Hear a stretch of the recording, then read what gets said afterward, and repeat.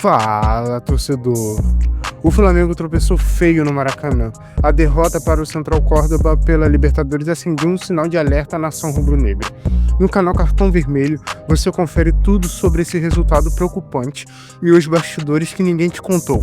Agora fique com a análise completa do Mauro César, que não poupou crítica à atuação do Flamengo. Nós alertamos ontem, que a gente falou muito sobre isso ontem, né? O pior de tudo ainda vem uns babacas. Vocês estão criticando de obra pronta. Obra pronta é um cacete. Nós falamos tudo ontem aqui, porra. Falamos tudo ontem aqui. Você perguntou se podia ser goleado. Eu falei, se o Flamengo jogar pra caramba, fizer um grande jogo, tornar um jogo, tudo pode acontecer. O 7-1, o Gol esperava 7-1. O Brasil jogou nada, a Alemanha jogou bem, foi 7-1. Goleada sempre parte de uma grande atuação de alguém, mas atuação ruim do adversário. Agora, eu acho que ontem houve soberba, muita soberba. A escalação do Flamengo foi o seguinte sinal para o Omar De Felipe, técnico do Central Córdoba. Olha, eu ganho de vocês com qualquer time, tá? Eu vou tirar meu meio campo. Praticamente metade do meu mais da metade. O meu campo para mim, o meio campo do Flamengo, embora o Gerson jogue pela direita, eu vejo mais ele como um meia pela direita, com o Pulgar e o De La Cruz, do que um atacante. O Arrascaeta é muito mais atacante. Muitas vezes, quando o time perde a bola, o Arrascaeta que fica ali junto com o centroavante, fazendo um pouco mais a marcação mais adiantada, o Gerson volta para recompor. Então você tira metade do meio campo, aí você põe o Everton Araújo. Eu fui atrás depois da informação, porque o Everton Araújo é para conter as transições. Gente, o Everton Araújo é o garoto e tudo mais, difícil falar, porque você acaba queimando o menino, mas ele tem um nível assim. Se o Flamengo estivesse na fase de outros elencos do passado, mais modestos, ele poderia jogar. No de hoje, ele não tem nível para jogar. Claramente não tem. E ele está inseguro. Então, por que jogar essa partida? Qual a lógica de colocar o rapaz nessa partida? É uma frigideira para ele, é ruim para ele. Né? Então, ele mexeu no time, mandou um recado para o adversário. Lógico, não é que ele mandou um WhatsApp para o adversário, mas a mensagem embutida na escalação me parece que é essa. E a postura do time, né? A postura. Bruno Henrique passa o jogo inteiro reclamando, ridículo, pedindo falta, coisa irritante, pedindo pênalti que não foi. O árbitro quase deu um pênalti que não foi nem falta, foi aquilo. Ele deu um pênalti, depois voltou atrás. O pênalti foi claríssimo do Léo Pereira. E o Central Córdoba fez um ótimo jogo dentro do que ele pode apresentar. Eu acho que foi um jogo importante para as pessoas entenderem. Acho que elas nunca vão entender, muitas delas, que uma competição como a Libertadores, você não pode analisar o time estrangeiro só pelo desempenho dele no campeonato local, porque a mobilização é muito diferente, a maneira de encarar o jogo é outra. Eles encararam como o jogo mais importante não digo mais importante da história, porque o mais importante foi a vitória sobre o Vélez, que valeu o título da Copa Argentina, que colocou o time na Copa Libertadores da América. Mas é o primeiro jogo internacional do clube, uma Libertadores contra uma equipe poderosa, mais cara do continente.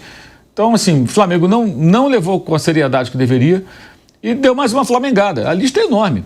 Agora, eu soube que ninguém falou até hoje pro Boto, não contou essa história.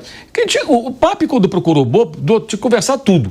Ele e os pares dele. Eu, inclusive, falei assim, olha, vou contar uma história para você. Nós temos um problema aqui nesse clube aqui, sabe?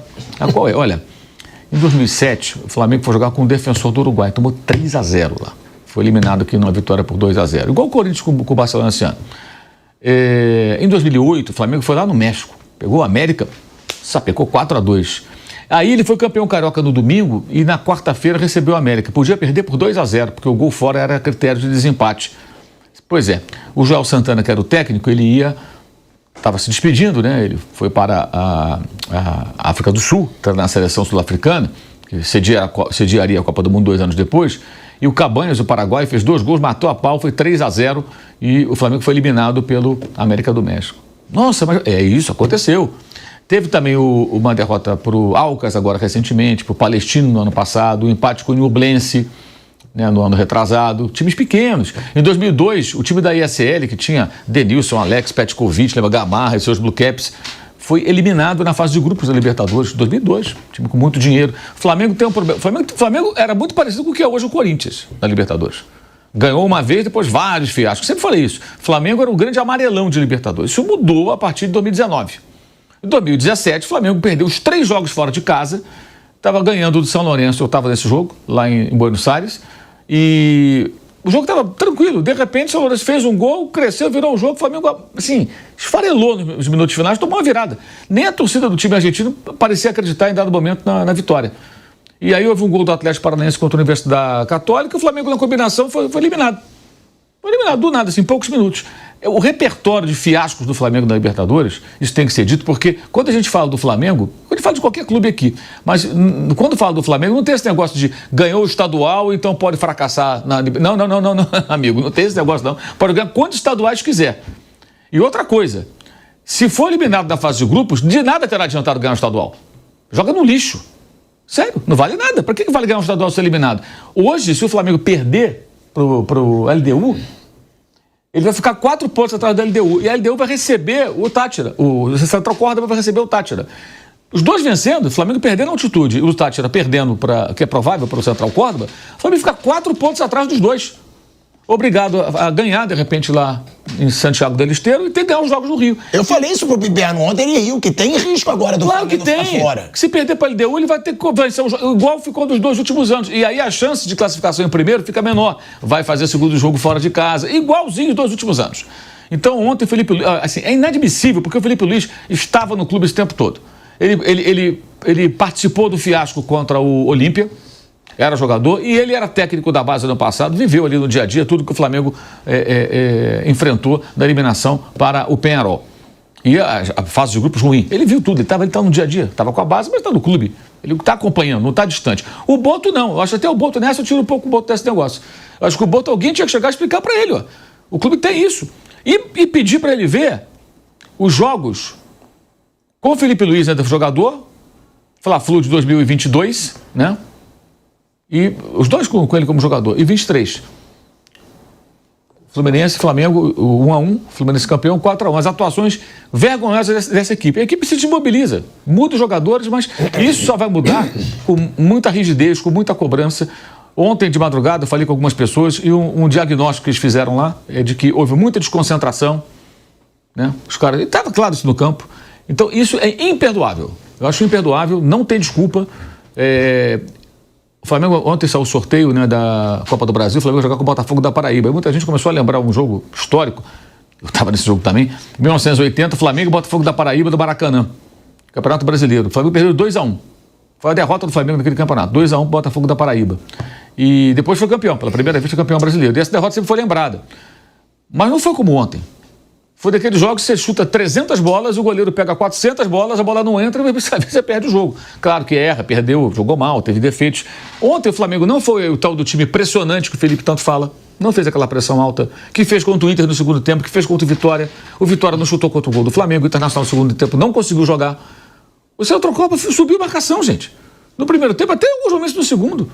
O Flamengo não criou grandes chances, teve aquela do Bruno Henrique no final, né? Teve uma bola do Léo Pereira no começo do jogo. Uma bola do Juninho no começo do jogo, né? Teve do Juninho, teve uma bola boa dele também para o Bruno Henrique no começo, que ele chutou cruzado para fora. Mas é muito pouco, muito pouco. O time desmobilizado, escalação, assim, lógico, a maioria dos jogadores, a maioria titular, mas quando você coloca em campo, na minha opinião, principalmente o meio campo, você tira o Pulgar e tira o Gerson. Por quê? Qual a explicação? Não estão machucados, já entraram no segundo tempo. Por que não o Gerson não ficava fora de jogo nenhum, nem no Carioca. Não, qual a explicação? Ele era forte fisicamente, né? E aí ele dá uma entrevista depois, assim, aí vem a outra questão também, a falta de autocrítica. Eu vi isso depois na internet, depois da entrevista dele para o Marcelo Corrêa, o repórter da TV Globo, depois pergunta para ele. A pergunta foi uma pergunta pertinente e bem colocada até. Ele falou, olha... Do Gerson, né? Pro Gerson. Você entrou no segundo tempo com a tarefa, ele e os demais, claro, de virar um jogo que estava 0-2. Isso prejudicou o desempenho de vocês? Claro, você entra correndo contra. Ele fez uma cara assim, Você achou que eu fui tão mal assim e tal? Eu falei que você foi mal. Perguntei se ia entrar durante o jogo com placar adverso, que ele poderia ter entrado no começo com 0-0. É diferente, ele é titular absoluto, capitão do time. Ou seja, uma coisa, se você entra no jogo, você, individualmente, com seus colegas, entra em campo, 0-0 desse jogo. Seria o mais normal. A outra, você entrar após o intervalo com 0-2, que você tem que virar o placar. E aí, torcedor, o que você achou dessa atuação do Flamengo? Comenta aí. Deixe seu like, compartilhe e se inscreva no canal Cartão Vermelho para ficar por dentro de todas as notícias do nosso futebol.